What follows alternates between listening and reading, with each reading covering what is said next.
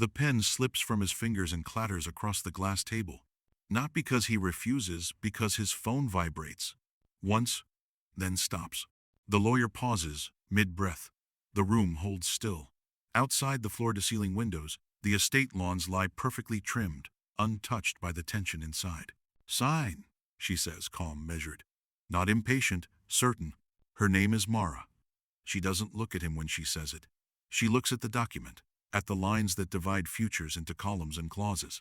This prenup is airtight. Everyone knows it. Her attorney wrote it. Her family approved it. The witnesses are seated. The cameras for the private family archive are already rolling. This moment will not repeat. He picks the pen back up.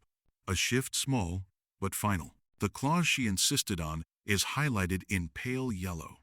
Full waiver of marital claim to all current and future holdings under the Marrow Estate Trust. She forced this clause in last night. Changed it after midnight. Claimed it was cleaner. He asked one question then. Only one. "Why now?" She smiled without warmth. "Because certainty matters." Another vibration. This time, longer.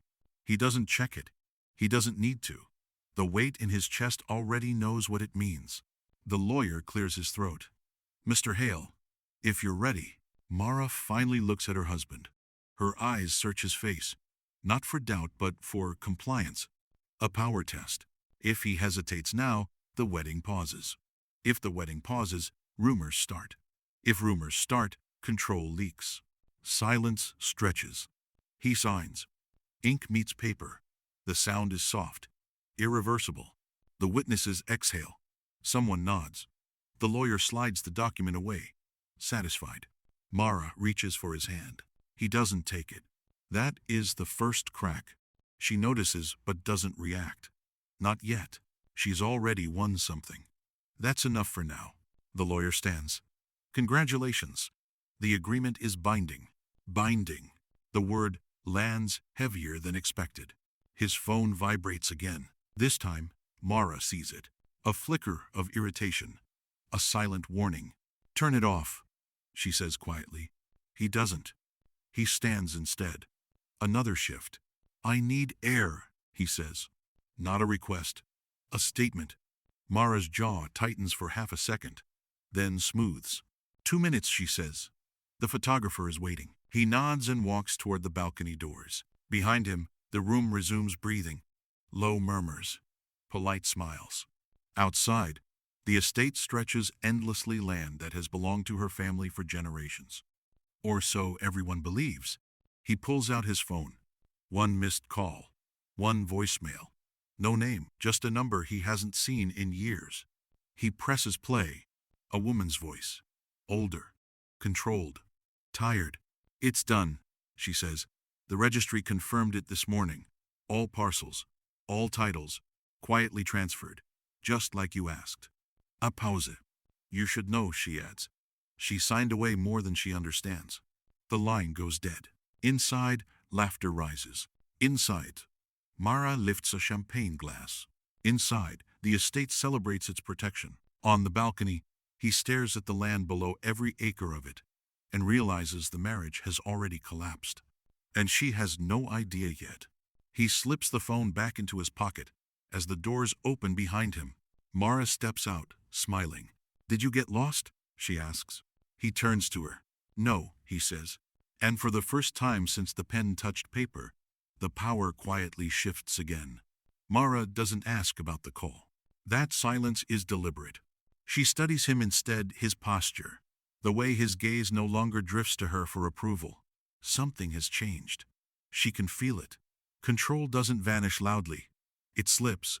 Inside, the ceremony resumes on schedule. Music swells. Guests settle. The estate behaves, as it always has, obedient, immaculate, unquestioned. He stands beside her at the altar and repeats the vows without emphasis. Not cold, not distant, simply precise. Another shift.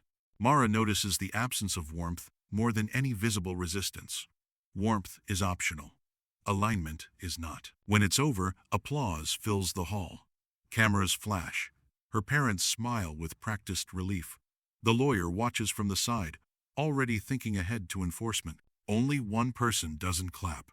An older woman near the back, small, almost invisible. She's dressed too plainly for the room. A house administrator. Records clerk. Someone who has spent decades being useful and unseen. Her name is Evelyn. She lowers her hands and meets his eyes for half a second. That is all. At the reception, Mara moves through conversations like a conductor. Each exchange is strategic. Each laugh buys something. He stays close, but not attached. Guests notice. Whispers form but don't land yet. A server refills his glass. He doesn't drink. Instead, he watches Mara negotiate futures in real time, promising board seats, offering favors, collecting leverage. Power flows toward her because it always has. Until now, Evelyn approaches him quietly, holding a folder too thin to matter and too heavy to ignore. You shouldn't be here. Mara's voice cuts in, gentle but firm. This area is for family. Evelyn stops. Doesn't argue. Doesn't retreat either. I was asked to deliver something, she says. Calm, neutral, unthreatening. Mara smiles. A warning smile. Later, Evelyn turns to him instead. Now, she says softly, it won't keep. That word won't land with weight. Mara's eyes sharpen. Excuse us, she says, already reaching for control. He steps back. Another shift. Let her speak, he says. Not loud, not emotional. Final. The music continues. No one else hears them. Evelyn opens the folder just enough for him to see the header. County Registry Confirmation, Title Consolidation. Dates. Parcel numbers. Signatures. Mara glances down, dismissive until her breath changes. Just once. Where did you get that? She asks. Evelyn doesn't answer her. It's been quiet, Evelyn says to him, as instructed. No alerts, no flags. But silence doesn't mean invisibility. Mara closes the folder with a sharp motion. This is private, she says. You're mistaken. Evelyn finally looks at her. No, she says. You assumed. That lands harder than accusation. Mara laughs lightly. Too lightly. This is absurd. He doesn't contradict her. He doesn't explain. He simply takes the folder back from her hands and keeps it. Mara watches the movement closely. Her mind recalculates. Something she believed fixed is suddenly fluid. Later, in the quiet of their bedroom walls lined with inherited portraits, she locks the door. You embarrassed me, she says. I protected us, he replies. A lie. Or a truth she doesn't recognize yet. She steps closer, lowers her voice. You signed, she reminds him. You gave up any claim. He meets her eyes. I signed what you showed me, he says. That sentence contains something dangerous. Mara studies him, searching for the man she married, the one who deferred, who trusted, who stayed useful. She doesn't find him. And somewhere beneath the estate, records continue to shift slowly, legally, irrevocably. Mara turns away first. But for the first time, she doesn't sleep. Neither does he. And Evelyn, unseen again, locks the registry office door behind her, knowing the next truth won't arrive with celebration, but with consequence. The first audit arrives without accusation. Just a letter, polite, procedural, addressed to the estate trust office. Mara reads it twice, then a third time slower. A routine reconciliation of historical titles. Nothing threatening, nothing urgent. That's how pressure begins, by pretending not to exist. She doesn't show him the letter. Instead, she makes a call. By afternoon, the registry system flags the inquiry as duplicate. By evening, it's reassigned. By night, it disappears. Mara watches the confirmation blink green on her screen. Control restored. Or so she believes. He notices the change in her behavior before he notices the missing documents. More meetings. Shorter answers. Doors closing softly behind her. Resistance doesn't announce itself. It rearranges access. At dinner, she speaks about expansion, new acquisitions, new leverage. She speaks carefully, like someone laying track over unstable ground. You should let me handle this, she says casually. It's my world. A reminder. A boundary. He nods. Another silence that isn't agreement. That night, he doesn't sleep in their bed. He sits in the study, surrounded by portraits of people who believed ownership was permanent. His phone lights up once. Eveline. They're correcting the trail. He types back 2 words. Let them. A pause. Then, they'll come for you. He doesn't reply. Because he already knows. The hidden enemy isn't Mara. It's the system she trusts, the one built to protect continuity, not truth. The one that corrects deviations quietly, efficiently. By morning, his access to several internal accounts is temporarily limited. A technical issue. He smiles at that. At breakfast, Mara pours coffee without asking. Did you authorize a title review? She asks, eyes on the cup. No, he says. True enough, she exhales. Controlled. Then, it's handled. She reaches for his hand. He lets her take it. A performance. For now. Later that day, a courier arrives, unannounced. No crest, no explanation. Just a sealed envelope addressed to him by name. Mara intercepts it. I'll open it, she says. He doesn't stop her. Inside, a notice of intent. Not legal action. Not yet. A verification request tied to legacy transfers dating back decades. Mara's fingers tighten on the paper. This is harassment, she says. Someone is testing us. Testing her. She looks at him, searching for alignment again. Did you speak to anyone? She asks. No, he says. Another truth she can't use. She leaves the room without another word. That evening, Eveline appears again, this time not inside the estate, but at its edge, near the old maintenance buildings. She doesn't greet him. She hands him a key. Your grandfather hid things, she says. Not to deceive, to survive. That is the first time the past is named. A wound opens, but only enough to matter. They won't expect you to know where to look, she adds. Because they never saw him as the owner, only the caretaker. Mara's car passes in the distance. Eveline steps back into shadow. You can still stop this, she says. Sign it back. Keep the peace. He closes his hand around the key. What would it cost, he asks. Eveline doesn't answer. She doesn't have to. From the main house, lights flare room by room like a signal being sent. Mara is mobilizing. Lawyers. Trustees. Quiet corrections. The system is awake now, and it doesn't lose gracefully. As he walks back toward the estate, key heavy in his pocket, he understands something fully for the first time. The truth is no longer hidden. It's hunted. And once hunted, it either disappears or burns everything around it trying not to. They don't accuse him. That's the first lesson. Accusations invite defense. Defense invites discovery. Instead, they isolate. By morning, his credentials no longer open doors that recognized him yesterday. Access revoked without explanation. A calendar wiped clean.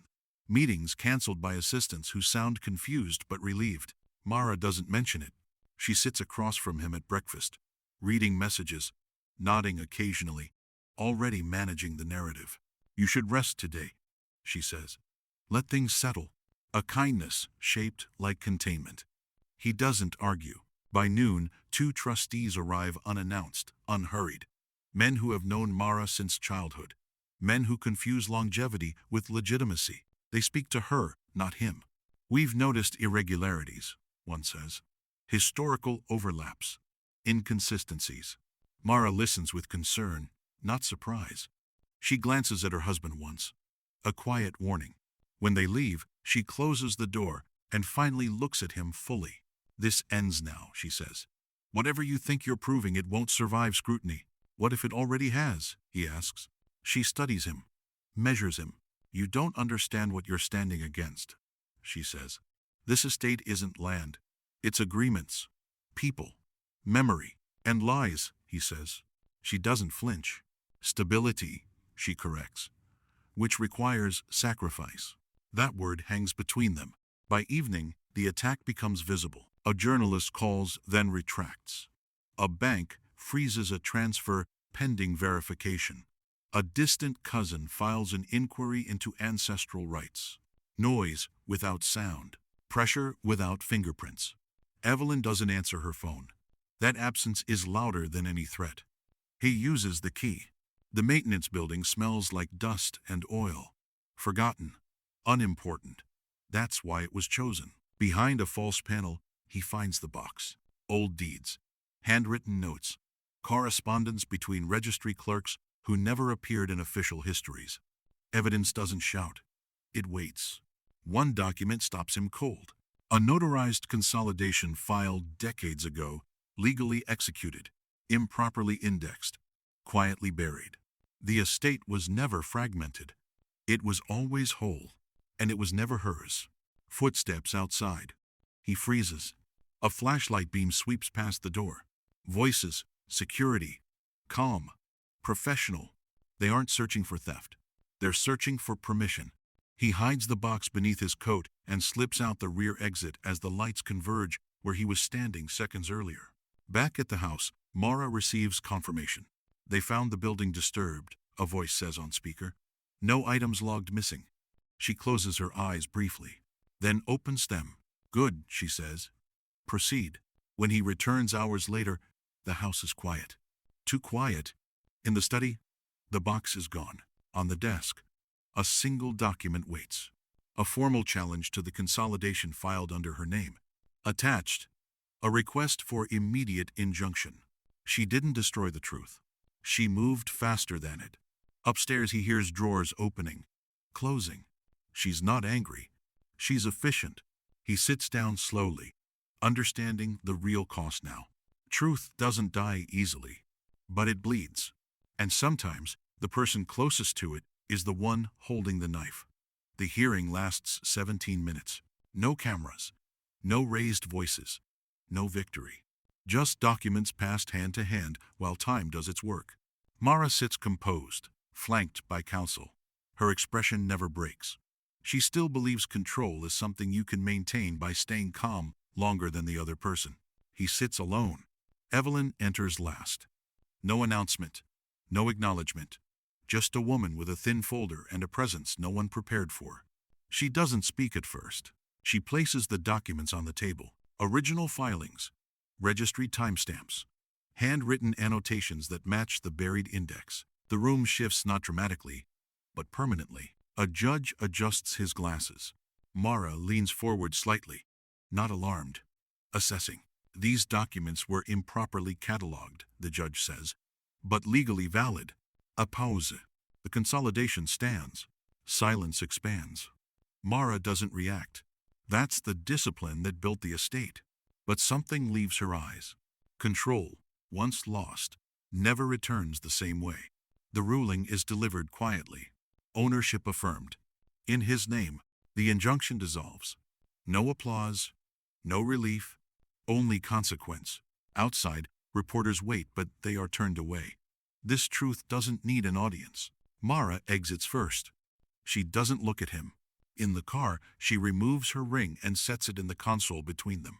Not an apology, a calculation.